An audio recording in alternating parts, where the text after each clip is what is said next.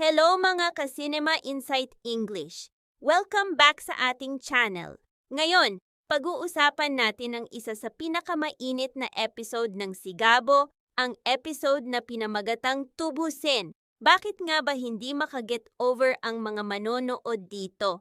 Samahan ninyo ako habang himay-himayin natin ang emosyon, ang aksyon at ang hustisyang hatid ni Tanggol at ng kanyang grupo. Siguraduhin ninyong manatili hanggang dulo dahil may mga detalyeng hindi nyo dapat palampasin. Nagsimula ang lahat sa isang eksenang dudurog sa puso ng bawat manonood. Nawala ng motorsiklo si Aling Betchay, ang kaisa-isang gamit na bumubuhay sa kanyang pamilya. Hindi lang ito basta material na bagay. Ito ang kanyang pag-asa, ang kanyang puhunan sa araw-araw.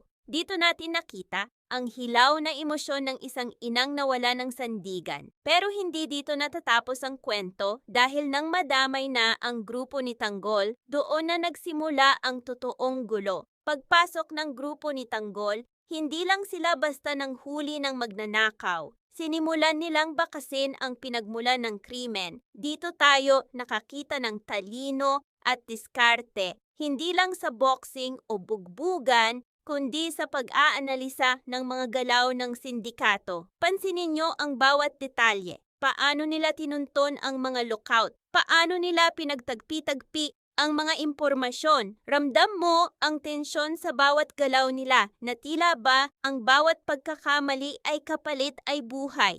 Dito tayo mag-isip, ang mga magnanakaw na ito mukhang hindi lang basta amateur. May hinala ako na ang grupong ito ay may kinalaman sa mas malaking sindikato na matagal nang minamanmanan ng mga otoridad o baka naman may personal na galit sila kay Tanggol. Sa tingin nyo ba, sinadya nilang pagnakawan ng partikular na lugar na iyon para mapalabas si Tanggol? Isang malaking bitag nga ba ito o bahagi lang ng mas malaking operasyon? Habang papalapit ang mga tauhan ni Tanggol sa kanilang hideout, bumibilis ang tibok ng puso, ang musika, ang dilim, ang bawat pasikot-sikot sa eskinita, ramdam na ramdam ang panganib. Hindi ito basta laban, ito ay bakbakan para sa hustisya. Ang mga eksenang ito ay hindi lang puro aksyon, ito ay pagpapakita na sa mundong kinagagalawan nila, ang pagtulong sa kapwa ay may kaakibat na panganib. At nang dumating na ang inaasam na sandali, ang pagbawi sa motorsiklo, hindi ko makakalimutan ang mukha ni Aling Betchay nang muling mahawakan ang kanyang pinagkakakitaan. Ang luha ng pasasalamat, ang yakap ng pag-asa, iyan ang puso ng batang Quiapo. Nakita natin ang kabilang mukha ni Tanggol, ang lalaking handang makipagpatayan para sa mga taong walang laban.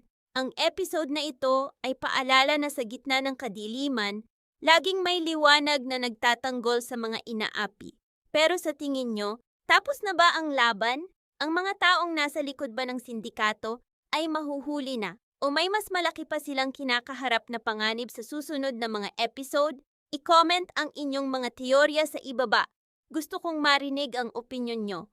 Huwag kalimutang mag-like kung nagustuhan nyo ang breakdown na ito. At syempre, i-click ang subscribe button at notification bell dito sa Cinema Insight English. Hanggang sa susunod na video, mga ka-series, maraming salamat sa panonood ng buong video. Para mapanood ang susunod na episode explanation, huwag kalimutang mag-subscribe Cinema Insight English channel.